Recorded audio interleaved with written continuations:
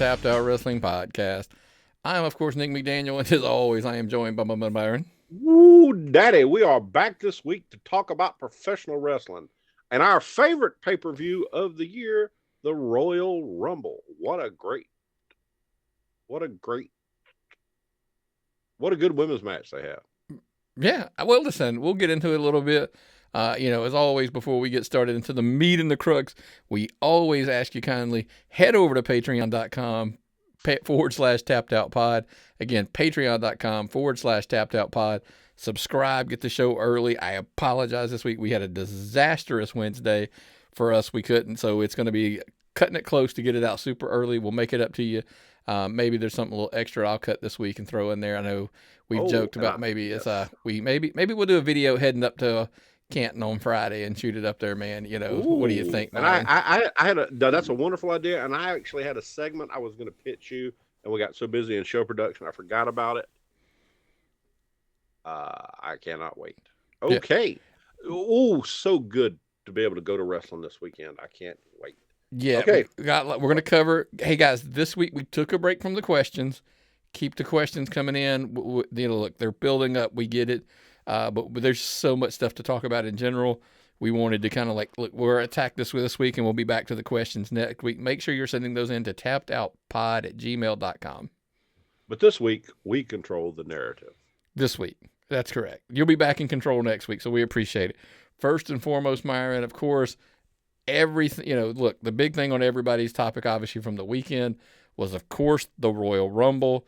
There you see Miss Ronda Rousey, the winner of the Women's Rumble. Please point at the sign. It's that time of year, Myron, where everybody has to point at the sign. Absolutely. But hey, look, you know what sign that people in St. Louis were saying?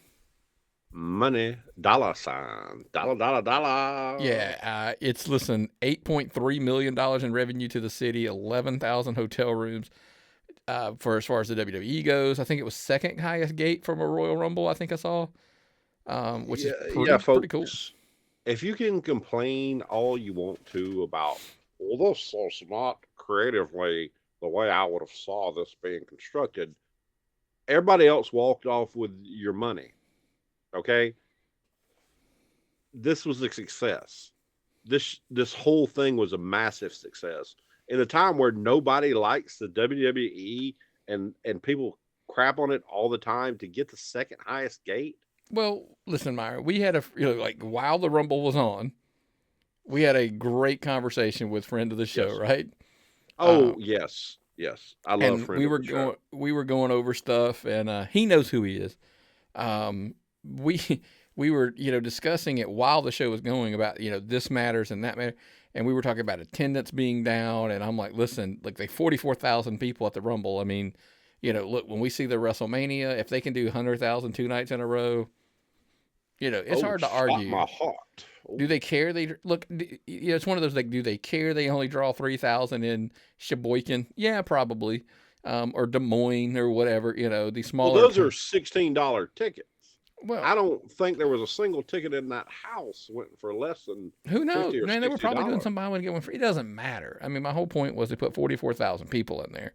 And what's crazy about it is, I get it. Was it the greatest Rumble ever? No. But I will tell you this. There were little things in the show. The men's Rumble, we both agree, meh, right? Meh. Okay, I will ask you from this perspective, though. Now, they accomplished the goal. They have a winner, and they set up their main event at WrestleMania. That's their goal. In line. Put your little things in line. Yeah. Get ready for WrestleMania. Set it up. You're going to go to Saudi and get the $1 zillion. They're going to give you $1 zillion. You're going to go to Saudi and draw more than AEW draws in the entire year. And you're going to come home, and then you're going to put on WrestleMania. There's no, fast lane? There's no speed block or road block. There's no fast lane, which is a plus. I mean, look, you remember in the old days it was Rumble, then Mania. They started putting in, and then there became 2. So now we're down to 1, and that I'm happy with. Look, we get it while we're getting the chamber, and we're going to discuss that in a minute. But as far as the Rumble itself goes, I tried to explain to somebody. I was like, listen, the men's Rumble was what it was. My question that I ask you, because you asked me what happened with all of the Forbidden Door surprises. My thing was, did WWE ever say there were going to be any? We Is made that shit up, folks. Wrestle Votes, Wrestling Observer, us. I mean, look, we're all as guilty. We built up the hype that, like, because Mickey James was going to be in the women's, oh, that means Moose. That means, How epic was that? That's one thing nobody has focused on, is how epic was it the fact that somebody from a competing promotion, let's put a little grain of salt on that one, ran down the ramp with her damn belt on from another promotion and had an amazing Royal Rumble match. The women's match was good. The women's match was everything you wanted in the men's match without penises. And I will argue this, Myron. I don't think, like, there were some sloppy spots in the women's match. But battle royals in general, like, especially battle royals are sloppy matches. I agree. It's just, I think what happens a lot of times is when the guy that you want to win doesn't win, we immediately are turned off to the product. Yeah. And we're like, oh, this sucks. Like, look, Johnny Knoxville, Bad Bunny, why were they in there? Because probably, one, they had a deal with Bad Bunny. They probably were owed over, right? I don't have any dollar bills to throw in the air, but just imagine me throwing dollar bills. I mean, I have dollar bills, don't get me wrong. Well, but I don't have any currently in my hands to throw in there to explain to you why those people were in there. That's a Hollywood movie, and I don't even know what Bad Bunny is doing. He could release music right now, and I wouldn't know it because I don't listen to contemporary music. Or I know he's not contemporary music. I know he's got his own thing. But could you fault that flawless Canadian destroyer he put on Riddle? Riddle was perfect for that spot. That was everybody. Hey, I don't like the way Bad Bunny did that. Bad Bunny's not a damn wrestler. Bad Bunny's a guy who's willing to train to come in there and do a spot in a match and make it look good. He did the best he could. We got a good show.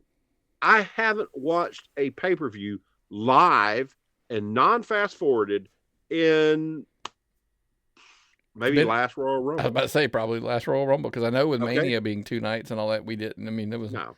Folks, we got as good as we could have offered. We got a decent pay-per-view. We got an amazing women's match. We got all kind of surprises. We got a forbidden door because, nobody opens the door to see who's outside wide open. They open door a crack. Maybe they got a chain on the door. They look outside and they say, who's there? And Mickey James comes in. They're not going to let everybody on the roster of Impact come in. I think what hurt the men's compared to the women's, they had, now did they all get, like, look, Ivory is right to censor Ivory. Yes. Whatever. I mean, but you had Molly Holly, you had Lita, you had Melina. Now, listen, I know a lot of the grief about, oh my God, what disrespect. They tossed out Melina. Okay, Melina botched her spot and fell off. Well, okay. I don't know how old Melina is, but I heard Ivory was 60, and I'm pushing about to turn 50 next year, and I can't get onto a ring without stairs. Let's put this into perspective, folks. Pretty impressive stuff. We had and this has been the first Royal Rumble that I wanted to watch the other matches too. I think let's be honest. I think that was the strength of it. That in years past, it's always been, I want to see the Rumble matches, and that was kind of it. Yeah. But this year they did, I think, a pretty good job. We'll go down, like, look, Roman and Seth. I thought the match was really good. I loved Seth doing the shield thing, kind of to mess with Roman's head. Like, that's kind of the angle they played it with. Look, I know a lot of people didn't like the DQ finish where Roman just snaps and takes the chair to him. I'm like, it's not fulfilling, but I didn't hate it. But he attacked Roman at the shield level. He went back and got into his head, and he manipulated Roman, and he pissed Roman off, and he made Roman so psychotic, he got a chair and finished it off. Right. Is that not a good storytelling? Yeah. If you're going to mess with somebody's head so bad they lose their shit and beat you up with a chair, that's good storytelling to me. I agree. And look, Brock and Bobby was what it was. The only thing I don't like is I feel like Bobby's not looking as strong as he should coming out of these matches. That's a whole other topic to go down that rabbit hole about those. But he does walk out of there obviously with the belt. We'll get into the Raw, kind of what happened. Edge and Beth, Ms. Maurice. I mean, Maurice is worth the price of admission alone. Yeah. And the Luna Vachon tribute Beth did was amazing. Yeah. Especially with we just got the Dark Side of the Ring on Luna a little while ago. Yeah. Folks, what are you going to expect? We had a retired guy come back to face a reality TV star, and then their wife, one wife was retired. One wife's not even a wrestler, for Christ's sake. She's a TV star. And they gave us the best they could, and it was entertaining so much that the person we were talking to during the show thought it might have been the best thing he's ever seen. Lots of cool stuff. I mean, Maurice everybody said Miz outkicked his coverage. Maurice outkicked her talent. She out wrestled, right? You can tell she's put the work in. But at the end of the day, the entire premium live event was set up to it did what it did. Ronda Rousey returns, instant star power, instant injection into the main event, instant, look, how crazy was it? It was like, hey, we've seen the same women wrestle, and one woman wrestler, like sliding into it, mixes it up enough that it all, Nick, changes the scape of the game. How are we going to get notice from outside of the wrestling business? Well, how are we going to get ESPN to cover the results of the Royal Rumble? ESPN will not cover Royal Rumble like a legitimate sporting event unless Ronda Rousey and Brock Lesnar win. Then it'll be on ESPN. Then it'll be on Sports Illustrated. People will pay attention when you put legitimate athletes like them, and that's why they put them over, to draw attention and to draw money. Yeah, absolutely. I mean, and that's, all of that, like if you don't think it mattered, well, let's stroll right into the Elimination Chamber and talk about Raw the next night. Set it up. And it kind of sets, because, simply, listen, Raw, I'm going to talk Raw. I'm going to go out of order in the notes just to mess you up, Myron. Raw had 1.8 million views. It's the most they've had in months. Yeah, definitely. Jesus and Christ. Listen, like, people were like, I don't even think the Post-Mania episode drew that well. When people ask me that, why? I said, well, first of all, let's be blunt, Myron. There's no more Monday Night Football. That's a huge help. And then, of course, look, it was the post-Rumble. And then, of course, by the way, we were told that Ronda Rousey and Brock Lesnar were going to be on Raw. Here's the funny thing. People always talk about like, oh, it was a good show, it was a bad show, and that affects the ratings. That is false. Now, I agree 100% with that. It does do this. I will tell you this. So you start at the beginning of Raw. If you start with a great number, by the way, they were over 2 million at the start Raw. Then it went to 1.8, and then it went to 1.6. So, but their lowest hour was still higher than the average. They haven't been over 2 million in forever. It seems. Well, Nick, when we decide what show we're going to for the weekend, what do we use? The poster or the card? Or it's the history of what we've been going to. Yes. And so it takes less, because like I think what you're going for is the last few weeks of Raw that you've watched determines whether you watch it this week or not. So it takes a while for momentum to build to get there.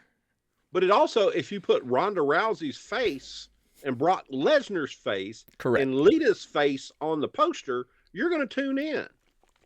Okay? I agree. By the way, I'm Myron, most likely, yes. The shows have actually been good the last couple of weeks. People can try to say otherwise. I disagree. I've been struggling, and everybody knows this about me. I've been struggling because I love the WWE. It's part of my childhood, but the shows have just alienated me, and I found other things to do on Monday nights and Friday nights. Myron, here's my point. To watch 3 hours of Raw, that's a chore. Now I'm captivated again, though. Ronda Rousey, Lita, Brock Lesnar, Elimination Chamber. We're going to see legitimate MMA fighters, 2 of them in the men's thing. versus the guy who went 30 minutes, AJ Styles, the new talent with the kid Austin Theory, and two of the other, Riddle, who is just absolutely phenomenal. And who was the last guy involved? Seth. Okay, at least it's not Shane McMahon. I don't even know if I believe half of the garbage that's out there about that. So that's why we didn't put that in our notes. But you're right. You set the table. Matt Riddle, who, by the way, was supposed to win the Rumble originally. Seth Rollins, who, you ready for this? Was supposed to win the belt at day one in the 5-way. Remember, it was supposed to be Seth. Brock Lesnar, of course, beats everybody. He never loses, except, at Rumble. Bobby Lashley, your new champion. Austin Theory, like you said, the rookie little phenom that they've got. And, of course, the phenomenal AJ Styles, the best wrestler in the entire world. Yes, I said AJ Styles, the best wrestler in the world. And I will stick behind that. My question is, of course, they put this together. And listen, I know it sounds funny because a lot of people go like, oh, this doesn't make sense and this doesn't make sense. And there's some truth to that. Because they don't have automatic rematch clauses anymore. They've said that months ago. So Brock should have qualified to get into the thing as well. That's just my opinion. But whatever. The challenge here is, I always tell people, there are many things, and details matter, and I will always point to that. But sometimes I tell people, be careful, because on a macro scale, wrestling's hard to wrap your head around if you don't understand wrestling. So my question, Myron, is it a foregone conclusion at this point that Brock Lesnar wins? Because he says on Raw, he cut a promo saying, I'm going to win the WWE Championship, and I'm going to have title versus title at WrestleMania versus Roman Reigns. He's got to deliver. He's got to deliver on what he said, right? Brock Lesnar. Sort of a good guy, Brock Lesnar. Brock Lesnar without his advocate, Paul Heyman. The bad guy, Roman Reigns, having Paul Heyman. The bad guy causing Brock Lesnar to lose his title. So if Brock Lesnar wins the Elimination Chamber, he would go on to face Roman Reigns at WrestleMania. Probably a second night match. Probably the big main feature event. match of it's the whole match shit. Night. It's match main event, night 2, hands down. That's got to be your match. How happy would you be to see this? Roman has been booked so well, and he has become a great talent in everybody's eyes. You can't deny Roman Reigns. Okay? No one can. I do want to ask you this. The verbiage and wording, if you got to pay attention to. He said title versus title. Are we unifying those belts, or is it just like winner take all, where you're going to have both? But you see what I mean? There's a huge, because you could lose one. Remember, they've had women in the past had one belt, but it was lose this belt, not this belt, blah blah blah. So that's my thing. Here's my thing: if Brock Lesnar wins the belt in Elimination Chamber, you have to unify the belt. Okay. My question for you is, if you were looking to buy the WWE, would you rather have a unified belt or 2 separate belts?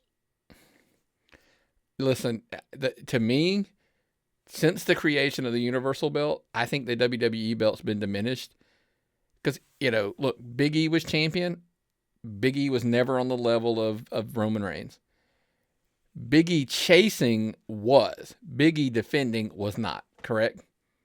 I agree. That's difficult, but I'll agree with you. Bobby Lashley, do you see him as an equal to Brock Lesnar and Roman Reigns from the eyes of the WWE? The way he's been booked, no. Correct. Legitimately, yes, but the way he's been booked, no. If we have champion versus champion and we're unifying belts or whatever, Brock's got to pin Roman or Roman's got to pin Brock. I don't want count outs. I don't want disqualifications. I don't want shenanigans. I literally want a clear defined winner between with one of those two walking out with either. I'd love to unify the belts. The problem is if you start unifying that belt, then do you have to do the women's belt? Do you have to do because listen, Lita is challenging Becky at Elimination Chamber as well for that title. What if Becky's going to win this, right? This is the epitome of a good use of a legend. Bring her in. Well, she's talking about a run. I just don't think so. I will say she's going to Saudi. Lita probably will get the biggest payoff of her life for this. Probably. And I can't blame her. I hope she does well. She looked pretty good in the Rumble. I think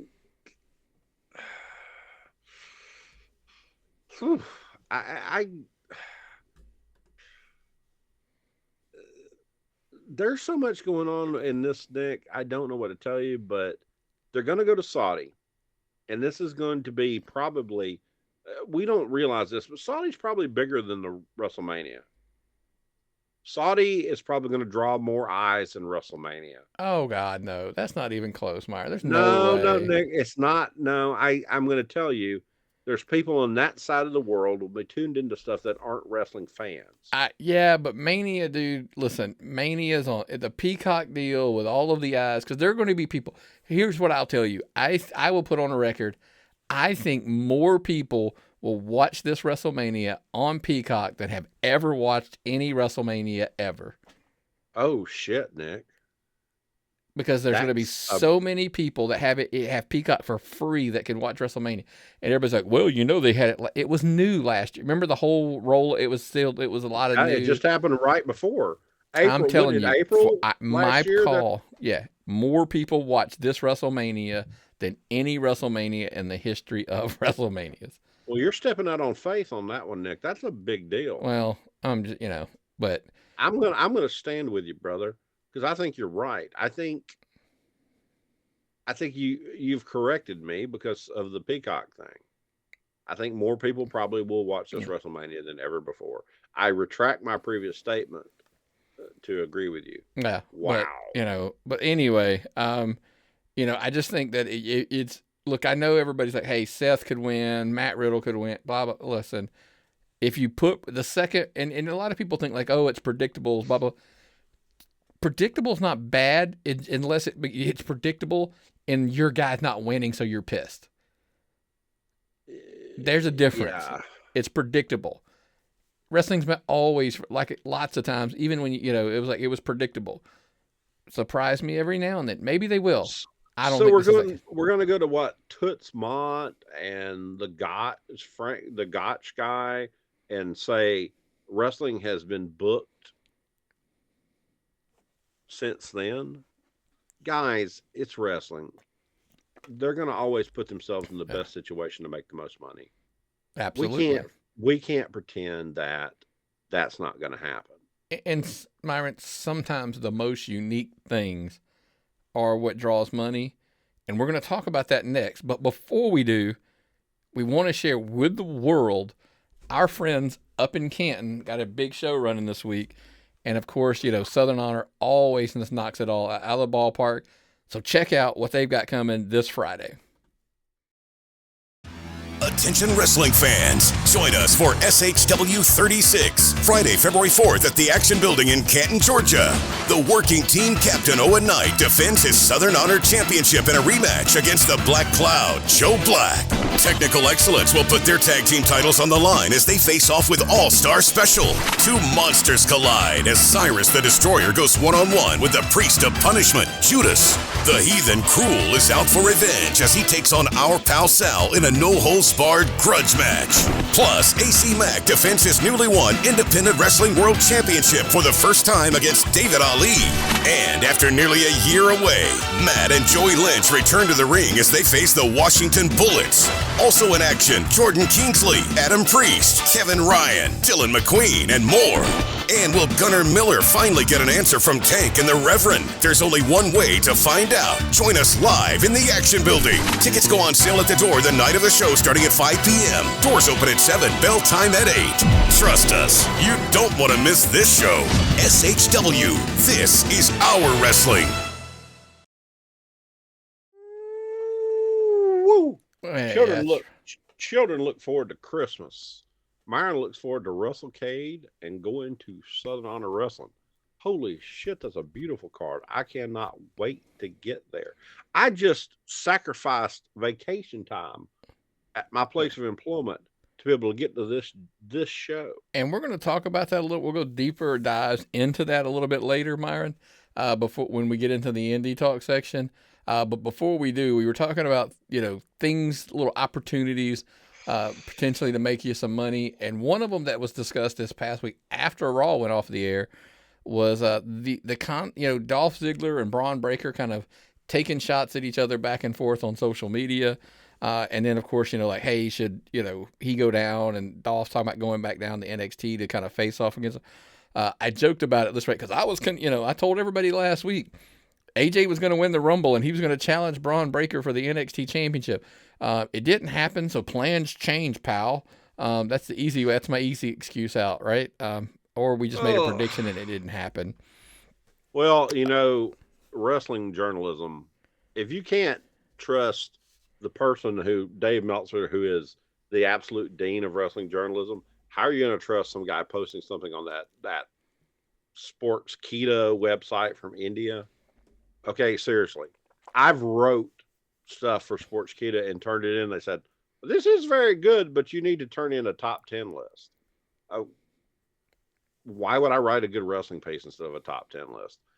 Because they can put more ads in it, folks. Wrestling journalism is the wrestling journalism. People who are wrestling journalists aspire to work for the National Enquirer one day. Okay. Or not even Weekly World News, where you can make it up shit about Bat Boy and Bigfoot trying to have sex with you. But we're going to be too busy, Myron, telling them about, listen, Dolph Ziggler going down. I think he's taking AJ's spot. Wink, wink. I'm going to say he's taking AJ's position. Because, listen, Dolph is so talented in the ring, Myron. Right? Dolph is an amazing talent. Dolph actually draws an incredibly large paycheck in wrestling. To be an amazing talent that kind of hangs around. I'd love to see him get some kind of use out of it. I see. Here's my thing. I don't think it's just him. We've discussed this, in the past, right? Like Cesaro, Dolph, Cedric Alexander, Shelton Benjamin, Natalya. I mean, think of every guy that you talk about on the main roster who's not getting used. They're sitting at home. They're not on TV. Send them back down there. Let them work with Braun Breaker. Let them work. And I'm not talking about all of them, by the way. I'm talking sporadically, like one, and then like maybe a tag team goes down. Toxic Attraction. Just let them work with Mandy Rose. Let them work with Gigi Dolan. Let them get some kind of experience. Well, send even Tamina down. Let them learn how to work with a larger woman. I mean, Bobby Roode and think about it. Bobby Roode and Dolph Ziggler go down, and they work like these tag teams that are. They can work Ben Buchanan and his partner with their new name or whatever they're called now. Because put that stuff over. Because here's the thing. It always comes back to, like, it still would follow the mold of what NXT 2.0 is supposed to be and was always supposed to be. Like, let's train these younger kids. Let's get them in the ring with guys who are better. But forget look, Triple H, I think, lost the vision. Triple H wanted, he wanted his own brand. He wanted his vision of wrestling. And that's basically made HHHW. Well, he made his own federation. He made a legitimate wrestling product that I look forward to watching on television. And that's not his job description. Well, okay, we're going to sidebar. I'm literally going to shoot off the topic of whether Dolph should go down. If you think Dolph should go down to NXT or any other stars, let us know at tappedoutpod@gmail.com, because I'm completely going to go into something I was discussing, and this is not even on the notes. Oh, I'm going to ask you a question, Myron, because I had a conspiracy theory. Yes. There was an article that came out this week, like Triple H isn't even close to coming back. I have heard those rumors. So it's, why? It's because of his health or whatever. Like, listen, I'm sure Shawn Michaels doing a job that they're all happy with down in NXT ain't helping. Because why would you want to come back if somebody else is getting paid less to do your job better? I don't even think it's that. Here there's like two separate issues to me. First, I'm going to tackle one. When all of those releases happened, William Regal and, on and all those people got released. I said to somebody, there's one name I would be concerned when he gets cut, and it's Shawn Michaels. Because remember back in the day when Shawn wrestled, Shawn was a pain in the ass. He was just difficult to work with. He was an asshole. Like everybody talked about how negative it was. Vince put up with it because Vince always said, I see me in him. Yeah. I think at the core, Myron, there are times I wonder if he looks at Shawn like his son. And that could tie it to the Shane. Shawn Michaels is more of Vince than anybody else. Part 2 of that is, I have a conspiracy theory that I think Hunter's heart's worse than it is. Listen, steroids does a crazy stuff to your heart. Steroid does a crazy stuff to your body in general. Yeah. I ain't saying he damaged his heart, whatever. But I'm saying if knowing everybody in that era that was on the juice like they were, if his heart issues are linked to that, my question is his heart ever going to be strong enough to run that company? Well, they've set it up for he's not going to take back, Nick. And as someone who was on the juice and someone who had been morbidly obese and a drinker and had all these other COVID and all these other things, I have experienced similar heart troubles and been sidelined from quite some time from the job I've been doing for so long. So I'm not as good at what I was doing as I was a year ago. And my heart issues probably weren't as severe as Triple H's. So I can only imagine what a man who functions at such a high level. But, Triple H is not like me. Triple H doesn't go get a biscuit in the morning and a cup of coffee and then go back to bed and take a nap. But you weren't cycling on steroids like I'm sure he was. You weren't trying to get jacked to the gills till you looked like he looked. I was just trying to make sure my gill was jacked. That's all. He trying to jack your gill. I got you. Yeah. That's kind of my take is I wonder, and I also joked about, hey, look, this is why the sale's going through. If Vince, if he doesn't believe Triple H can take care of this company after he's gone, the sale's going to happen. Yeah. Look, take care of Stephanie. Fuck Triple H. Take care of them as best he can by selling this company and making them a ton of money, and they can go do whatever the fuck they want to do at that point. Listen, Shane comes in, Shane goes out. Doesn't matter. Shawn's doing a great job down there. Let it be. My conspiracy theory is Triple H never takes control of this company at this point. You've probably set my podcasting skills back a year or two with this whole thing with Sexy Boy. I'm sorry. Yeah, I'm just saying. The problem is I'm not your boy toy. No, and you're not. You're not my boy toy. And the crazy part of the whole thing is it's plausible. It's plausible. Because, I mean, look, for me to say, like, hey, he was on juice, we can all clearly look at Triple H back in the day as he was on the juice. We all know that heart issues can become from that. So I'm just saying, I'm not saying it's a fact. I'm saying it could have happened.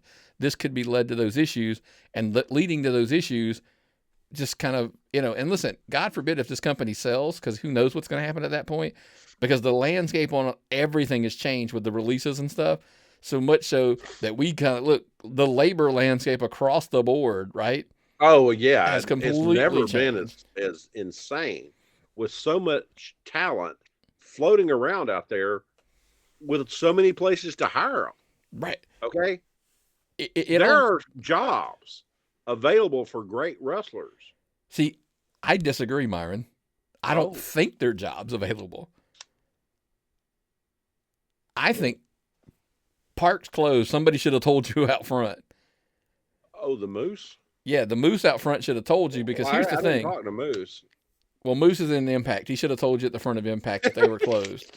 Because, look, it all boils down now into like a couple narrow facts. Look, first let's talk about like where are you going to work? Let's talk about the key players, the major leagues, right? You start with the WWE. Okay, we just talked about they're the ones letting everybody go. They keep it. They find a core group of guys they want. And look, Roman, Brock, those don't count, right? Because I tell people those people ain't going nowhere. They're not stupid. Oh, they're lined up. Those guys are signed in, sewn in, and they're corporate guys for life. But at the time, they decided they were like, hey, we're going to keep Kevin Owens. We're going to keep Sami Zayn. We're going to keep AJ Styles and so forth. There's a roster like they decided we're going to keep those guys. Bray Wyatt, whatever. I don't understand. Braun Strowman shocked me. Aleister Black, etc. Those people, let them go. Known marketable commodities have stayed. Edgy things, stuff you might have to explain to people, have left. It's not your mother's wrestling. Who are they hiring, Myron? Who are they signing and bringing in? People they can mold, people made out of Play-Doh, random people that play volleyball, generic athletes with a personality. Bingo. They're going to get a couple. I mean, they're going to get those two attractive female twins that play some sport. I can't remember. I was just looking. Okay, we all blew up, right? We blew up when they let Hit Row go. But then they roll a girl out there with Carmelo Hayes and them on NXT rapping with, I'm like, they just found somebody else that they thought could fill and she stood out? Well, she did stand out from what I saw. She was an amazing standout. I'm trying not to Jerry the King Lawler here. Okay, so nobody likes Jerry the King Lawler. Right. So what my point being, there's a wheelhouse for who they're taking at WWE now. It's not like, hey, we're bringing all I'm a great wrestler, blah, blah, blah. That doesn't mean a whole ton to them anymore. Then you get to AEW. Here's the wall of AEW. AEW's obstacle is they are, again, the epitome of parks closed, moose out front, should have told you, because at some point they're full. That's the thing is I had so much positive hopes, positive dreams for these guys, and I still do. I do, but they got loaded up on so many people that they can't get the bus through park security. Okay, but Myron, we're talking two separate things here.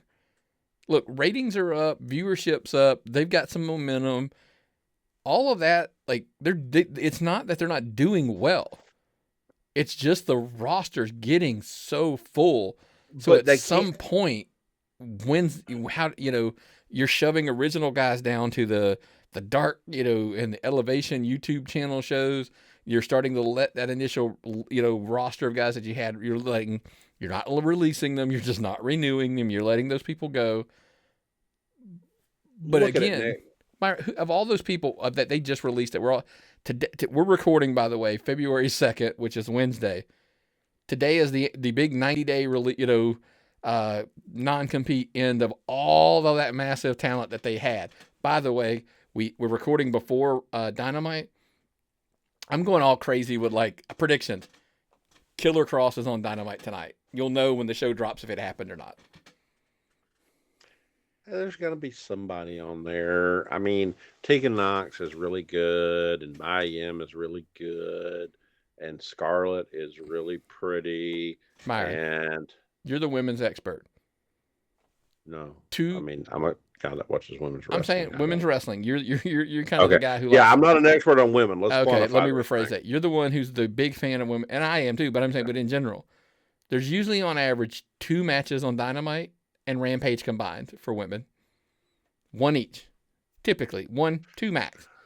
So, how many women do you need to do 2 or 3 women's matches? Well, it's just people for Britt Baker to bust open. I mean, you get up, you come up, you get your dream match. Britt Baker busts you open. You go back down. You have a match with Cody Rhodes. Then you wind up on Dark. And Dark, honestly, is just IWTV with guest stars. Myron. Ruby Soho. There was an article that leaked out this week that she's already an amazing talent. An amazing talent. I've followed her for years. An amazing talent. Now, again, she's unhappy. Myron. Articles out of internet, magazines or websites or whatever. We just had a conversation about whether it's true or not. But if it's true, Brian Cage is already talking about he was unhappy. Leo Rush, Big Swole, Is Brian Kendrick unhappy yet? He's not there. He's not Because there. He'll have his first day. He'll be there on Wednesday night. By Thursday night, someone has posted a story is unhappy. I'm sorry, folks. Did you see Marco Stunt complained? He expected he was going to have a better run in AEW, and he was going to get. He had a run greater than his talent possibly could have been. Don't talk about Marco Stunt. Let's talk about legitimate wrestlers here. Myron, we talked about this last week. I'm going to ask you, and then I'll let you answer. Is it sometimes the wrestler has unrealistic expectations of what they're going to become anywhere? AEW, WWE, Impact. Yeah. You think you're going to go in and you're going to be the guy that steals everything and highlights, and you're a main event player, and you're not. You're never going to be a main event player with guys like Cody Rhodes and guys like the Bucks right there, and Kenny Omega. Daniel Bryan, CM Punk, MJ. Yeah, I mean, should we? And WWE, it's the same thing. Is you've got to get past all these guys that look like actual wrestlers, that act like actual wrestlers, that people give a shit about. I mean, this Hook kid. Let's watch this Hook kid. Yeah, can he work his way into relevancy? Not like I'm talking about relevancy as an indie darling or relevancy on the internet darling. Relevancy is some guy that Myron will recognize when you're wrestling. Okay, we'll see. But you go to WB, it's the same thing. You go to Impact, I'm going to say it's going to be the same thing. If you don't stand out, you don't do anything special. If your whole gimmick is I'm a little guy that falls down and breaks things, it's not going to last. Brian Cage, I understand. Him being frustrated. Marco Stunt, his expectations should have been different. Oh, yeah, absolutely. But, I mean, when you talk about the rest of the players, Ring of Honor, Impact, MLW, listen, Impact's who they are. Ring of Honor's not signing a bunch of people to contracts. That was kind of the whole point. Then, MLW, they kind of sign. I mean, my worry is when I say the labor landscape has changed, I'm worried there are going to be less places for wrestlers to work now. Everybody was excited about the boom, but when things boom, a lot of times what happened is they come back, they contract. Yeah. I worry about less jobs long-term on the big scale. Now, I'm not saying guys like Matt Cardona, Effie, these guys are out on the indies making a living and doing great. That's commendable. That's awesome. But I just mean in AEW, WWE, ML, all that, I think those number of positions are going to contract. They're going to have to because you can't get them all on television, for Christ's sake. AEW has what, 5? How many hours of television now? 6? AEW? Technically, they have 3. They have 3, and 2 they have and 1, how many YouTube hours? And how are they going to get all these people on television? So YouTube, that's my thing with YouTube. Everybody goes, they have 3. They have whatever the hell they want because they can put as much stuff on there as they want to. And remember in the territories, though, and we look at all these super indies, in the territories days, you would move into a territory and get an apartment or live with somebody and tour around the territory. And then if you left, you left. These new territories is you fly to Atlanta, you fly to Dallas. You don't stay in one place, maybe but once a month. Yeah. The Terminus thing fascinates me. I'm looking at the Terminus thing, hoping it's something different, especially because it's here in Atlanta. But when I look at the thing, it's like, are they going to be able to sustain bringing in talent? Are they going to be able to sustain working talent that lives here? It's going to be an issue, in my opinion. Well, the Atlanta hub's so cheap to fly into. I think that's kind of their hope is. So. I do hope that that's a big thing or whatever. But hey, all you wrestlers, I mean, everybody's like, just kind of, I think just kind of figure your niche and try to make it work on the indies as much as possible. I worry about the grand scheme of things. About you mentioned Effie. Effie's got the niche. He's got a niche gimmick that people will book and bring in. Yeah, absolutely. So I don't know, man, but everything's growing, and if your business is growing, Myron, the one thing every business needs is a website. And if you're looking for your website, where do you go, Myron? Pair.com. If you have a business, you need a website. What's the best way to get a website up and running? Choose a website hosting company that makes it simple, like Pair Networks. Pair has over 20 years of experience managing the entire digital ecosystem for thousands of online businesses all around the world. Pair makes it easy for you with do-it-yourself website building tools and features, including simple drag-and-drop page design. And they've guaranteed U.S.-based support technicians ready to help you whenever you need it, 24 hours a day, 365 days a year. Right now, when you sign up with Pair Networks, you'll receive 1 free month of web hosting. See for yourself how easy it is to build your website for free. Visit pair.com/free to get your first month of web hosting for free by using the code QUICKSTART. That's pair.com/free, promo code QUICKSTART to get started today. Lovely people. Absolutely, man. Make sure you're checking out our friends over at pair.com. And again, remember, Quick Start promo code. Look, this week we were like, what's a good topic this week to do for our non-wrestling section? We were talking about it. So we just had a conversation that we were banting around, and we were like, Myron, what are the 3 most recognizable sets on TV sitcoms? The disclaimer here, folks, is recognizable. It's not necessarily our favorite shows. It's just when you see that set, you kind of know what the show is, and you don't even have to think about it. If you see a meme, somebody made the show, absolutely, set, you'd understand. And Seinfeld, to me, is one of those shows. Jesus Christ. Yeah, Seinfeld, man, like the whole freaking show seems, and I know between the diner and between his apartment, it's kind of like pretty much where if I felt like the entire show. And then look, sometimes there's a lot of things about Seinfeld that doesn't age well, but there's lots of shows in general that don't.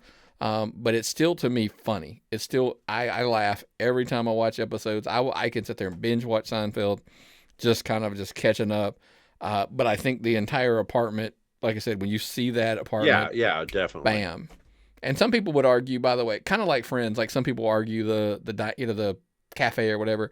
Some people think the diner is kind of the but we're talking about shows that are funny, right? We have that debate in our house. I agree, but some people don't like it. Some people do. Number 2, Fresh Prince of Bel-Air. That living room. Solid show. Whenever you saw it, man, it didn't really matter. You always, the mansion, in that living, because that in the kitchen kind of the same thing, but mostly it felt like everything happened in that living room. It's hard to remember hardly anything that didn't happen like in that house, right? It's a solid base, and in worst case scenario, it was jazz at the pool house. Same residence. It was a good show. Solid show. It was a coming of age show, getting involved, getting exposed to new and different things for me. Love the show, love the sets. Everything was perfect. Much love for that show. It was funny too, because I do remember the whole wait, this rapper kid's gonna make a TV show, and it was turned out to be funny, right? Who knew? And now Will Smith is what is known as probably like, oh my God, I love all his movies, right? But to me, it's funny. This one does fall into one of the shows that we loved. Yeah. Because I was joking about it was Cheers. I mean, the bar. It seemed everything happened in the bar. Yeah. It was perfect. It was the show right there on the spot, the perfect set for a sitcom. It was your Thursday wheelhouse show, and it's crazy. We talked about recently when we had all of the shows, as far as our favorite series and favorite sitcoms and all that kind of stuff, about how millions upon millions of people watched it. Must see TV. That was part of that lineup. Exactly. So absolutely Cheers. So our 3 most recognizable TV sitcom sets: Seinfeld, Fresh Prince of Bel-Air, and Cheers. Send in yours to tappedoutpod@gmail.com. We would greatly appreciate it. But hey, let's keep it rolling, man, and let's hit closer to home, Myron, as we go into the Georgia Indy Talk. This week, we went out and got a specific sponsor. So, Myron, tell us a little bit about the sponsor this week. Our sponsor is Hold My Beer Hansen. Hold My Beer Hansen recently had to get new social media. And I have proof it wasn't because he was showing his ding-a-ling to strange people. He just couldn't get back in.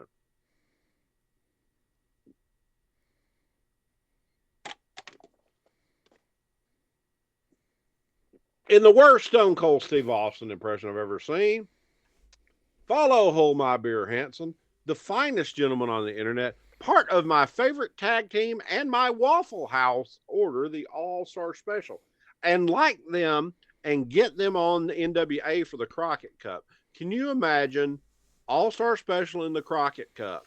My friend William Huckabee, Hold My Beer Hansen, competing for the NWA.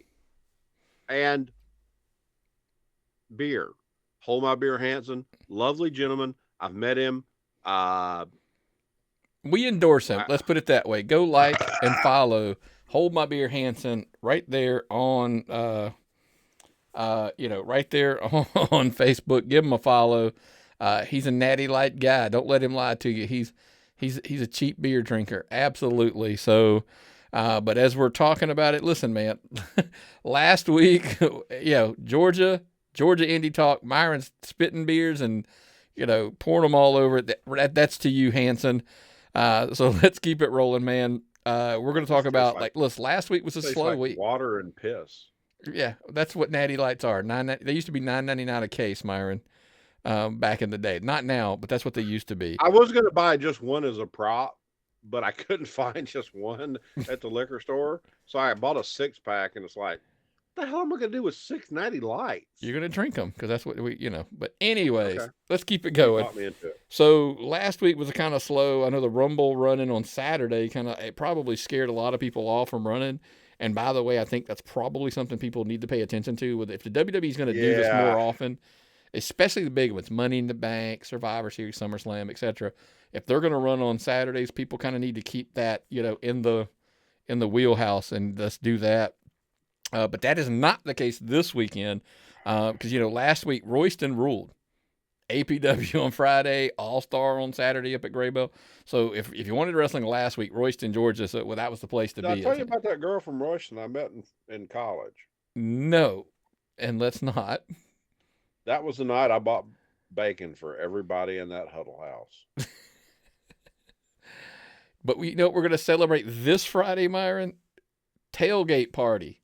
Southern Honor Wrestling up in Canton, Georgia. We showed you the video earlier. Yes. I can't wait because we deal with a lot of wrestling fan bases, folks. We travel all over Georgia and we meet a lot of people. But those people at Southern Honor are empowered. Those fans are so creative, so strong. They work together as a group. It's so good to see. You're going to have all kind of crazy shit happening in that parking lot. Nick's got something he's supposed to be doing. I took vacation to go. I don't take vacation for shit, folks. I'm going to be here. I'm going to be here because this is going to be an amazing wrestling event. Not just a wrestling show, an event. Mark that down on your calendars. Yeah, definitely you need to go check it out. Tailgate party, AC Mac defending the IWTV world title. Technical excellence, easy for me to say, against the All-Star Special for the tag belts.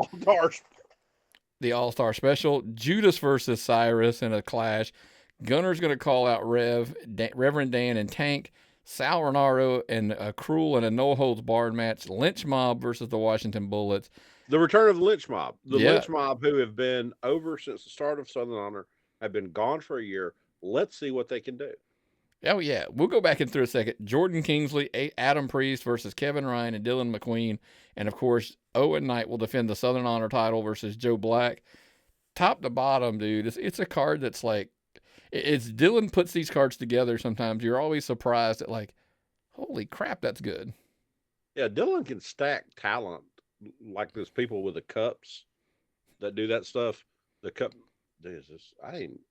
my stomach was far too empty to be chugging beer. I was going to say, Myron, let's keep it rolling. I'm starting to get incoherent. But Dylan puts on some of the greatest shows. Gary promotes the greatest shows. Looking forward to this. Looking forward to everything. And folks, if you if you're not on that side of town, I would be at NCW. NCW has their Super Rumble, that's Mega Rumble going on. I've heard names.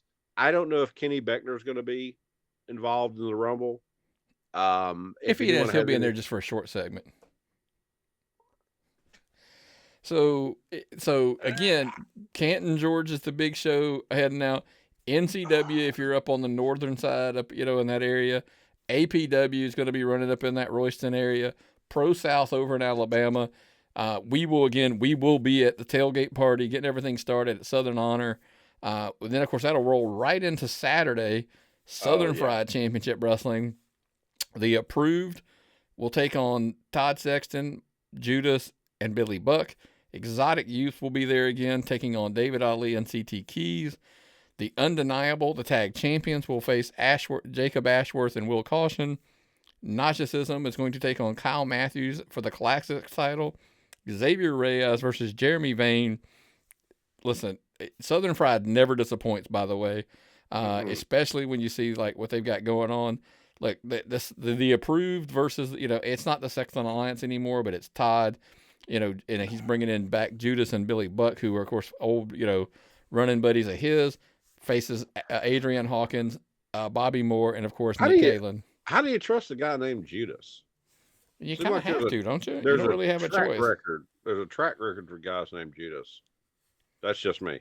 This show, right, I will tell you, will probably be the most heat you've ever seen if you've never been to a wrestling event. I would go to this event just to see the amount of heat that's going to go on. It's insane in that building. Yeah, I mean, look, so loud. With the whole issues with with Todd and Kelly and stuff like that going down, that there's a lot of real life stuff going on. So check that out over in Monroe at the Boys and Girls Club. If you're not going to be at Southern Fried on Saturday, Renegade's going to be running, KLT's going to be running up in Rome, SWA Southeastern and UCW are going to be running in South. And yes, folks, in Lyons, believe it or not, IWN's running the show down. IWN is on my bucket list, folks, because they're doing things that nobody else is doing. They're bringing in massive amounts of talent. I want to know what's going on down there in Lyons as a wrestling journalist. Yeah, I mean, lots of stuff going on. So check out this weekend. Keep it going. Get out to a show this weekend. Tons of stuff. Check out the Rob Rod Report. That's going to tell you basically on Facebook. Go to the Rob Rod Report. It's just like it sounds, the Rob Rod Report, and he will tell you where all the shows are. We kind of gave you the synopsis there. He tells you the cities, etc., with links to the Facebook pages and all that good stuff. So making sure, and when you go there, make sure you click that follow and like, so that way you'll keep getting that list every week he does. And it's kind of the same philosophy we tell you with us. If you go anywhere, subscribe, like, follow, share, all that good stuff, whether it be on iHeartMedia, whether it's Apple Podcasts, Spotify, YouTube, of course. We love putting the video over there. It's great. Amazon Music, if you're into the podcast as well. Everywhere and anywhere. But, of course, the best place is patreon.com/tappedoutpod. Make sure if you remember there, you get the show early, blah, blah, blah. Right. Trust me, when I end this recording, I hope to have it up in minutes to the Patreon because of, how late it was. We actually had a chance to get it out. I wanted to make sure this thing gets out Wednesday night, so you have it early. But it was patreon.com/tappedoutpod. And Myron's about had chugged them out. He's chugged and chugged and chugged. Tapped Out Podcast gets more exposure than Davey Richards' wiener. Wow. Well, with that said, Myron, you know what time it is? If I've got nothing and you've got nothing, what time is it? It's time to tap out.